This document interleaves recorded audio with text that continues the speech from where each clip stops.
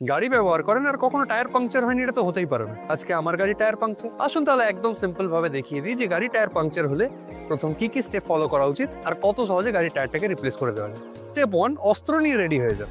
Step 2, জ্যাকটাকে সঠিক জায়গায় বসান, যেখানে আগের বার দেখিয়ে দিয়েছিলাম। গ্রুভ টু গ্রুভ ম্যাচ করাটা খুব ইম্পর্টেন্ট। জ্যাক পেসের সাথে লাগিয়ে দেওয়ার পরই রেঞ্জটা হাতে তুলে নিন আর টায়ারের নাটগুলোকে আগে লুজ করে নিন। এরপর আবার এই রেঞ্জটাকে জ্যাকে লাগিয়ে নিন এবং জ্যাকটাকে রেজ করা শুরু করুন।